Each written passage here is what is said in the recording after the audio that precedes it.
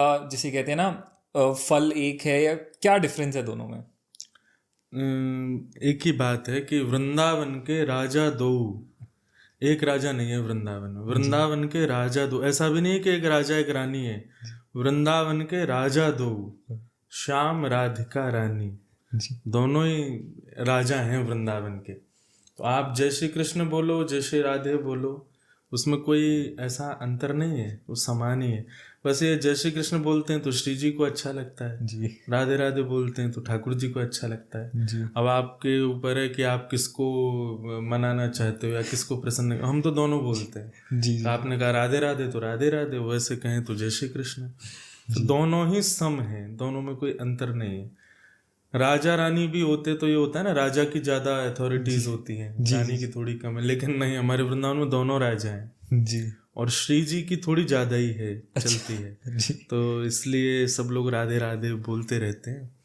और इसमें कोई ऐसा कोई शास्त्रीय बात हो या कोई ऐसा हो कि इस एक से पुण्य ज्यादा है या कम है, ऐसा कुछ नहीं, दोनों समान है।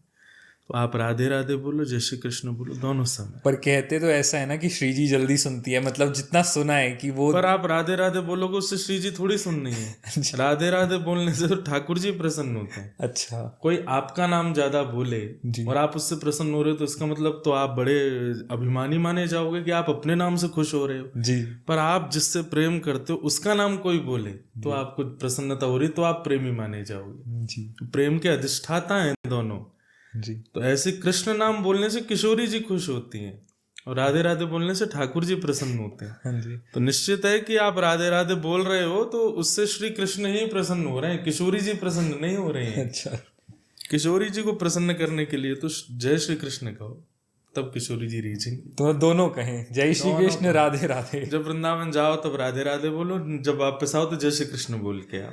ठीक तो है दोनों प्रसन्न रहेंगे। गुरुजी। अब एक चीज़ और कि जैसे हम जाते हैं वृंदावन, अलग अलग मंदिर हैं, बांके बिहारी जी है, राधा रमन जी है, तो अलग अलग रूप हैं शायद कृष्ण जी के। देखो, ये जो वृंदावन में सप्तनिधि हैं, जी, तो वो सप्तनिधि कौन कौन से हैं? सबसे पहले हैं गोविंद देव जी, फिर गोपीनाथ जी, मदन मोहन जी, राधा रमन जी, राधा वल्लभ जी, युगल किशोर जी और बांके बिहारी। ठीक है, ये सप्तनिधि हैं, जिनमें से अभी प्रेजेंट में वृंदावन में 3 ही विराजमान हैं। ठीक है, राधा रमन जी, राधा वल्लभ जी और बांके बिहारी। बाकी के 4 जो हैं वो मुगलों के समय पर, क्योंकि मंदिर तोड़ दिए जाते थे, आदि आदि होते, तो वे सब लोग कोई राजस्थान में है। 3 ठाकुर राजस्थान में, गोविंद देव जी, गोपीनाथ जी और मदन मोहन जी, जी, और एक मध्य प्रदेश में युगल किशोर जी। तो ये ठाकुर जी के हैं तो एक ही त्रिभंग लली स्वरूप है। ठाकुर जी बांकी अदा से खड़े हैं, जी, वंशी बजा रहे हैं, पर आचार्यों ने भजन किया। जी, आज भी जैसे संत भजन करते हैं, तो ऐसे ही उस काल के संतों ने भजन किया और उनके भजन से, उनके साधना से, उनके भाव से प्रसन्न होकर के ठाकुर जी प्रकट हो गए, स्वयं प्रकट हुए। जी, रूप सबका एक जैसा ही है, ऐसी त्रिभंग लली ठाकुर जी हैं।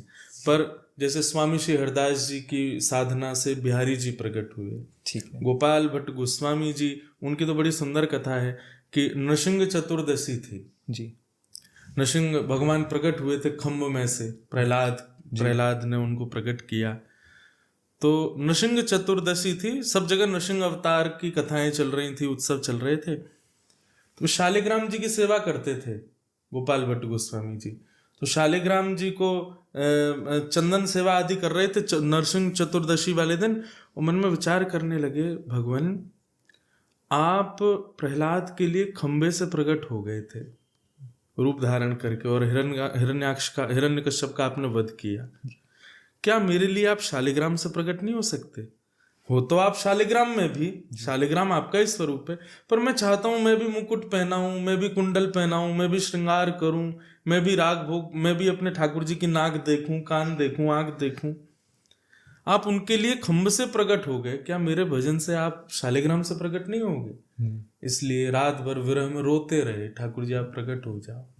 प्रातःकाल जब उठे तो शालिग्राम में से श्री राधा रमन लाल प्रकट हो गए। त्रिभंग लली ठाकुर जी उनके सामने खड़े थे। तो गोपाल भट्ट की हृदय वेदना प्रगट्यो शालिग्राम, रूप सुधा को खान हमारो श्री राधा रमन जुलाल। तो ऐसे श्री राधा रमन लाल। फिर तीसरे हैं श्री राधा वल्लभ लाल। तो तीनों रूप जो वृंदावन में हैं, या जितने भी स्वरूप वृंदावन में, सब हैं त्रिभंग ठाकुर जी ही। जी। पर आपकी और मेरी भावना से भाव थोड़े से अलग हो गए।